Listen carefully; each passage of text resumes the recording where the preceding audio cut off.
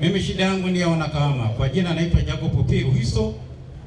Tunashindwa kuelewa makandarasi wetu wana utaratibu gani. Kuna barabara timefumuliwa mji huu hailingani na jina la manispaa. Watu ni shida sana na ajali zinaona kila wakati. Ni nyingi hazifiki tu polisi. Isipokuwa zinaishia watu wanawekana, watu ni kusuluhishana. Naona kwamba kuwapa polisi ni kuwapa kazi kubwa. Tunaomba kujua taratibu hiyo ni ipi. Shida ni nini za barabara? Haziishi, hazijengwi? Hazijengwi na wala haziishi. Ila zimebomolewa, zimesembuliwa. Tumesembuliwa. Mfano barabara gani? Mfano barabara hii ya kuingia kwenda mjini. Meneja wa TARURA yupo? Asante. Mheshimiwa Mwenezi, nikiri ni kweli kuna changamoto ya barabara ambazo zilifumuliwa wakati wa kuanza ujenzi wa barabara za lami, na kama serikali tumeshachukua hatua, sababu mkandarasi yule alishindwa kutekeleza mradi kwa wakati.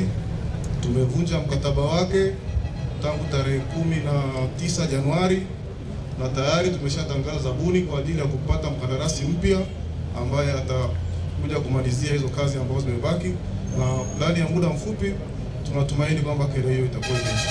Mlimpa kilomita ngapi huyo mkandarasi? Mkandarasi alikuwa na kilomita 15. Alitafutwa na nani? Alitafutwa na mkurugenzi. Mkurugenzi nani? Mkurugenzi wa manispaa ndio mwajiri. Ndio alimtafuta mkandarasi? Ndio. Ndio akampa tenda. Ilikuwa shilingi ngapi? Tenda bilioni 20. Bilioni 20 mkampa mtu mmoja. Ilikuwa ni tenda ya kimataifa, ilitangazwa international tender. Na sababu ya kukwama hakuwa na uwezo au ni nini? Mojawapo ya sababu ya kukwama ni kutokuwa na uwezo.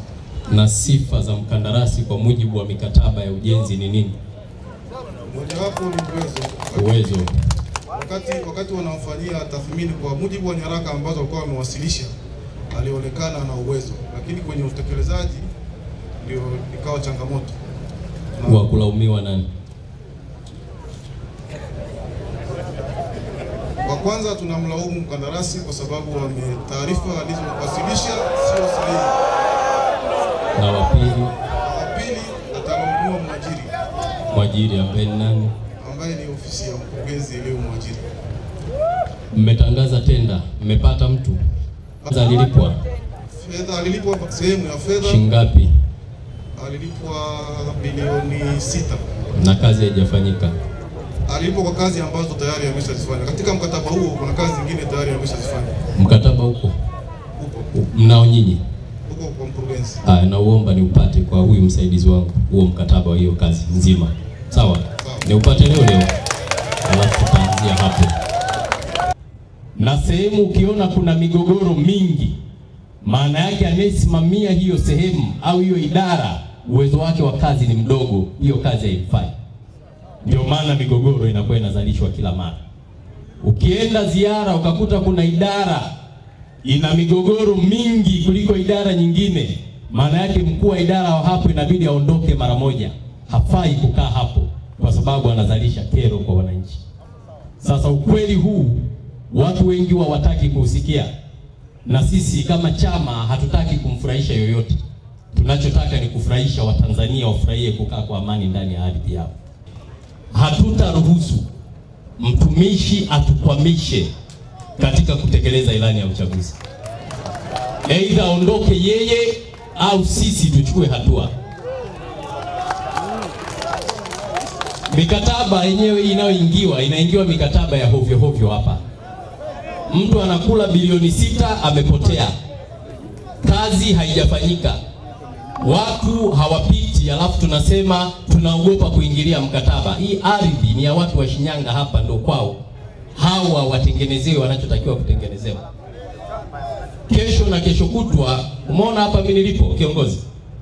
Na mwaka jana nilipita hivi tena tukiwa na wagombea tunasema tupeni kura tutajenga barabara. Uongo? Mliona kuna meneja wa TARURA hapa anaomba kura au wa TANESCO? Lakini chama kikisha shinda kikaunda serikali, nyinyi ndio mnaajiriwa, na nyinyi mkiajiriwa mnajisahau. Mkijisahau hasira za wananchi zinaenda kwenye chama husika. Sasa hatutabeba mzigo wa mtu. kila mmoja atabeba mzigo wake kwa mabega yake mwenyewe. Na kuna tabia kidogo inajengeka hivi ya watu kuona wanaweza wakadharau chama. Ngoja niwaambie hapa, hakuna mtumishi wa umma bila uwepo wa Chama cha Mapinduzi hapa. Sisi ndo tuna serikali, na hii serikali inaitwa serikali ya Chama cha Mapinduzi, sio serikali ya chama kingine chochote. Wengine wanaenda mbali, wanasema chama kinatufuatafuata. Tutawafuatafuata kweli kweli, na hatua tutawachukulia.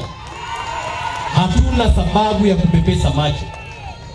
Kwenye ukweli tutasema ukweli, kwenye haki tutalinda haki, kwenye kudhalilisha hatutawadhalilisha, ila hatua zitachukuliwa bila kuangalia nyuma yako yupo nani.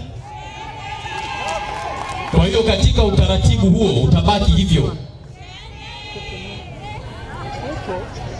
Hatuwezi tunajadili hapa barabara ya kukodi greda milioni. Halmashauri mkurugenzi upo, hela za kulipana posho zipo, kwenda safari kujifunza zipo, kushughulika na kero za watu hazipo. Tutaelewana tofauti. Mimi nawaambia ukweli, ni bora ukawa kiongozi kwa siku hata moja tu, lakini acha alama chanya katika maisha ya watu. Mungu atakulinda. Hii tabia haipendezi. Tunalipwa mishahara, tunakaa kwenye nyumba, wakuu wa idara, sijui wakurugenzi, sijui mameneja za serikali, tumepewa magari. Kazi ya hivyo vitendea kazi ni kwenda kufanyia kazi, sio kuzurula, sio kutembelea tu. Naomba sana, ninaomba sana kwa heshima kubwa kabisa na kwa unyenyekevu mkubwa sana, kila aliyepewa dhamana na serikali ya chama hiki akatimize wajibu. Kila ambaye analipwa mshahara, kodi za watu, akatimize wajibu. Na kero nyingine sio mpaka mtu atoke taifani aje atatue kero ndani ya eneo la mtu mwingine. Na utaratibu ni rahisi. Ukiona kazi ngumu, acha wafanye wengine. Sio kila muda tuna mpango, tumejipanga, tunafuatilia, tumepokea, nimechukua, nita.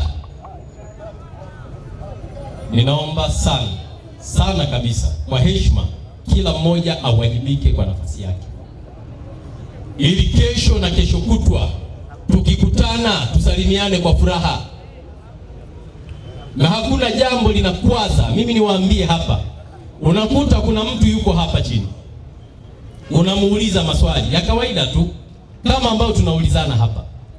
Mbaya zaidi, unakuta amekuzidi umri mbali sana, alafu amefanya mambo ya hovyo sana. Mtu mwingine asiyejua shida ya hapa akikaa kwenye mtandao huko anasema, umeona kiongozi anavyowakosea watumishi wa umma heshima. Tubadilike. Kila mmoja atavuna anachofanya nini? Anachokipanda. Mzee